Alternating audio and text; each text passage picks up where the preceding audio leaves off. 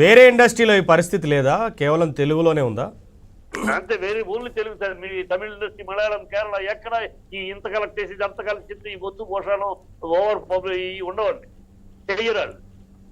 తెలుగు చలనచిత్ర పరిశ్రమలో రెవెన్యూ రికార్డులు పిచ్చండి. ఇదివరకు రన్నింగ్ రికార్డులు పిచ్చి ఉండేది. 100 ఆడిందా, 50 ఆడిందా, ఎన్ని కేంద్రాలు 100 రోజులు ఆడింది, 50 రోజులు ఆడింది, ఇది వరకు ఉండేది. ఇప్పుడు రన్నింగ్ రావట్లేదు కాబట్టి రెవెన్యూ కాదు. బుజ్జి గారు, మీరు ఒక మాట అన్నారు, అంటే ఇది ఇప్పుడు కొత్తగా వేయట్లేదు కదా అంటే, ఇది కొత్తగా వేస్తున్నారు. 5-6 సంవత్సరాల క్రితం, మేబీ ఒక 10 సంవత్సరాల క్రితం ఇలా ఇన్ని కోట్లు కలెక్ట్ చేసింది అనేది ఎవరు చెప్పేది కాదు అసలు అప్పట్లో. అంటే ఇంకా గోప్యంగా ఉంచేవారు. ఇప్పుడు పబ్లిక్గా వరల్డ్ వైడ్ ఇంత కలెక్షన్ వచ్చిందని చెప్పడం అనేది పబ్లిసిటీ కోసం అయినప్పటికీ కొంత ఏంటంటే గతంలో ఇన్ని థియేటర్లో హౌస్ఫుల్ గా 100 రోజులు ఆడింది, 50 రోజులు ఈ చెప్తున్నాం.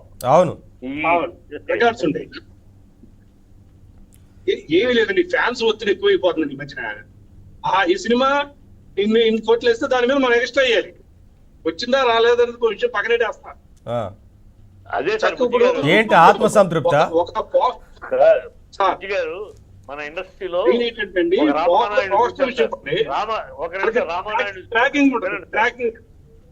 మనం రామానాయుడు గారిని చూస్తాం. ఇదే ఇండస్ట్రీలో మొగల్ ఆఫ్ ఇండస్ట్రీ రామానాయుడు గారు ఏనాడైనా ఆయన సెన్సేషనల్ సూపర్ హిట్, ప్రేమనగర్లు, మహామహా హిట్లు తీసినప్పుడు ఏ రోజైనా ఆయన విజయవంతంగా ప్రదర్శన, ఆయన థియేటర్లు ఇవే చెప్పేవారు. కానీ ఎప్పుడైనా ఇన్ని కోట్లు కలెక్ట్ చేస్తే ఎప్పుడైనా ఒక్క అత్యున్న యాడ్ వినిపించామంటే ఆ ప్రొడ్యూసర్ లక్షణాలే.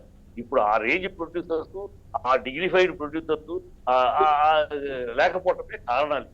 ఈ ఉలి తప్పరి వచ్చేసేసి దానికి ఏదో ఆహా ఓహో మాకింత పొడుగు మాకింత పొట్టి అని చెప్పుకోలే తాపత్రయం వల్ల జరుగుతున్న నష్టాలు. అంటే కేవలం పబ్లిసిటీ కోసం మాత్రమే చేస్తున్నారు తప్ప ఏంటంటే రన్నింగ్ అదే ఇప్పుడు రన్నింగ్ అండి. అప్పుడు రన్నింగ్ రికార్డ్ ఓన్లీ 50 రోజులు 100 రోజులు రికార్డ్. ఇప్పుడు ఏంటంటే రెవెన్యూ రికార్డ్స్ ప్లస్ ఒక పోస్టర్ వేసినంత మాత్రం జనం నమ్మట్లా. ట్విట్టర్ లో చాలా మంది ట్రాకింగ్ ఉంది. పలానా జిల్లా